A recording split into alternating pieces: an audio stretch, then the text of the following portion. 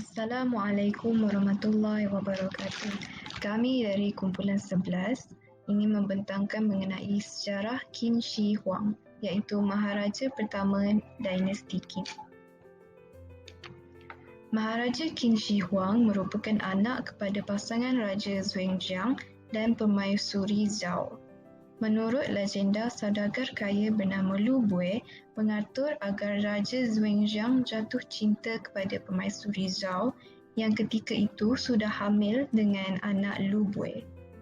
Maka lahirlah Yin Zheng, iaitu nama sebenar Maharaja Qin Shi Huang. Fakta ringkas mengenai Maharaja. Tarikh lahirnya adalah pada 259 BC. Tempoh pemerintahan Raja Qin 7 Mei 247 BC hingga 221 BC. Tempoh pemerintahan sebagai Maharaja 221 BC hingga 10 September 210 BC. Tarikh kematian Maharaja adalah pada 10 September 210 BC.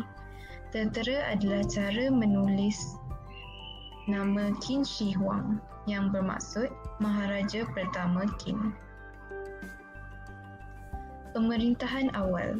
Selepas kematian ayahnya, Raja Xuanzang, Yin Zheng yang masih berumur 13 tahun mewarisi takhta sebagai raja.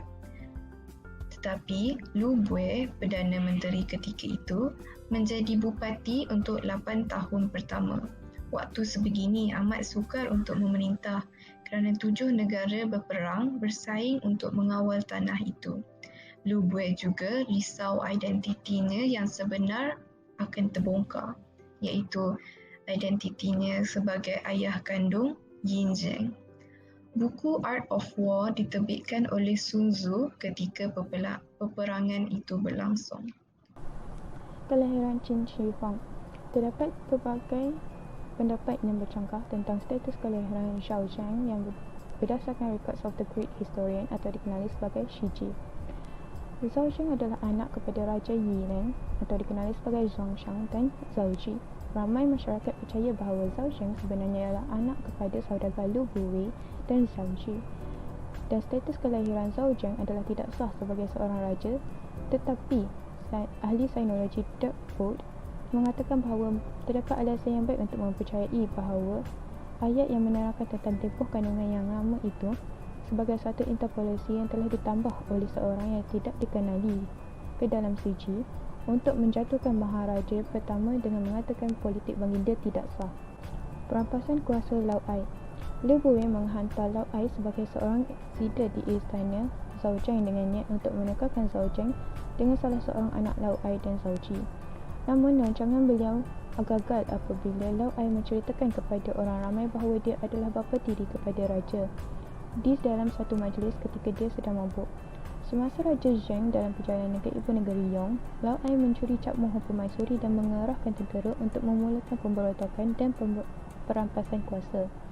Apabila Zhao Zheng mendapat berita tersebut, baginda mengarah Lu Bue untuk menyerang Lao Ai, namun Lao Ai berjaya melepaskan diri.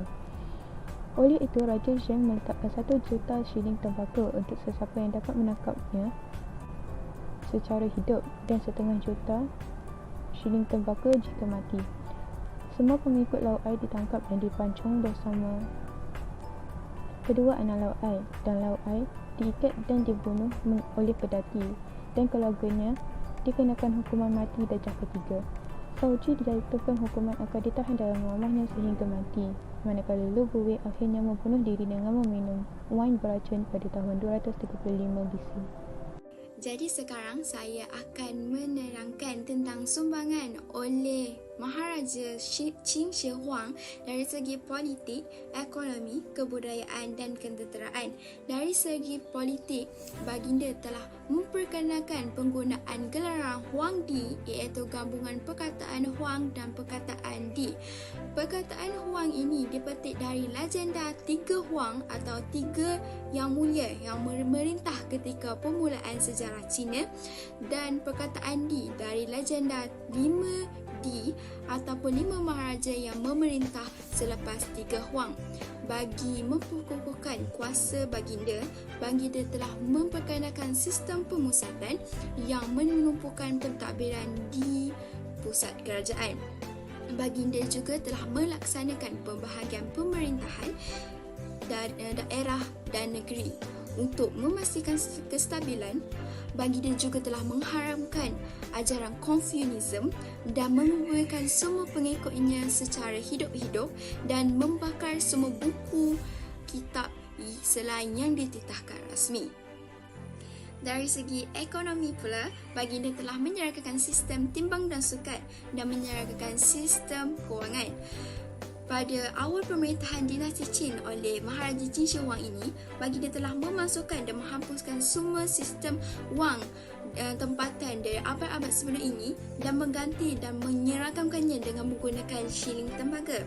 Shilling tembaga ini telah menjadi mata wang utama di China sebelum mata wang yuan diperkenalkan ketika akhir abad ke-19 oleh Republik China. Sistem jalan raya kebangsaan besar-besaran juga telah dilaksanakan.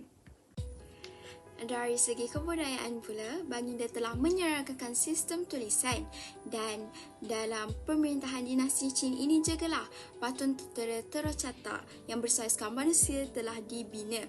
Patung ini dibina untuk menunjukkan betapa mahirnya masyarakat dahulu dalam kemahiran mengukir.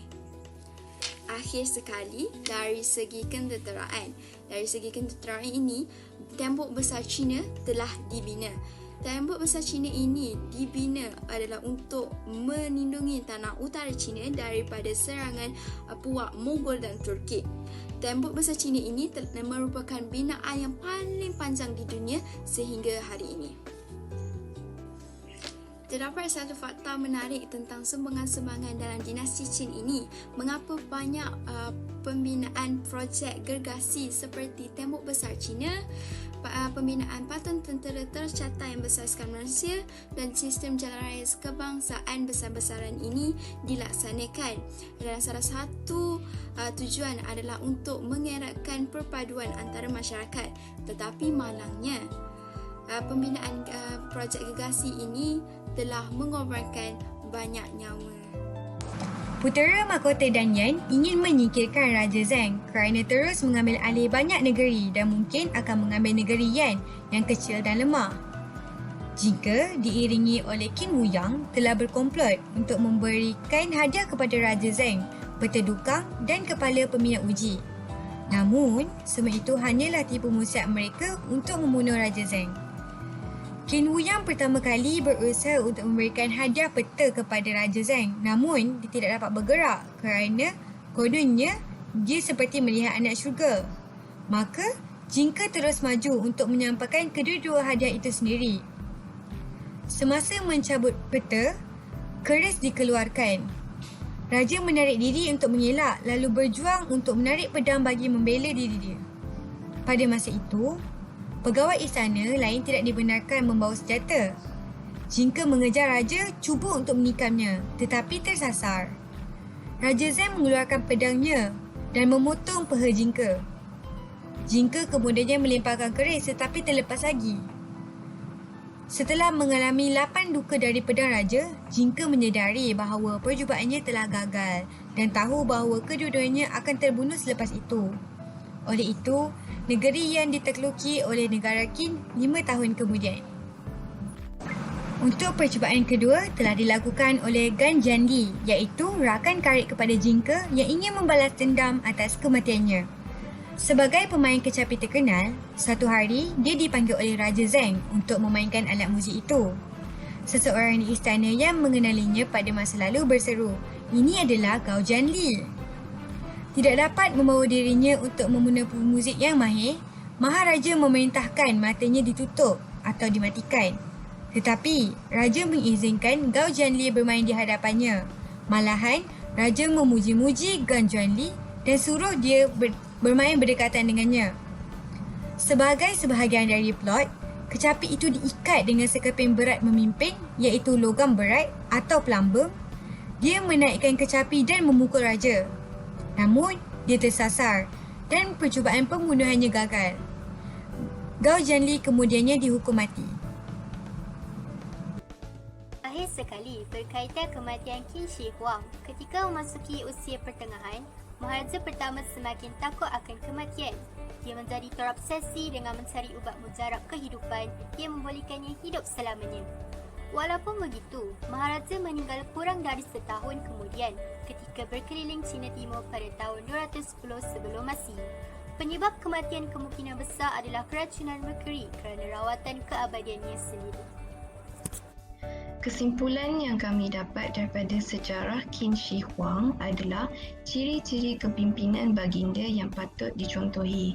Walaupun terdapat beberapa perkara seperti pemerintahan autokratik yang diamalkan baginda dianggap kejam, tetapi baginda masih dianggap tokoh penting dalam sejarah Cina kerana penyatuan Cina yang bertahan lebih daripada 2000 tahun. Kemudian, kita haruslah berfikiran luas dan tidak mudah menilai dari latar belakang seseorang. Sebagai contoh, walaupun Maharaja Qin Shi Huang ini merupakan anak haram, tapi baginda mampu membuktikan yang baginda berjaya memerintah dinasti Qin dan menjadi tokoh penting dalam sejarah Cina. Sekian, terima kasih.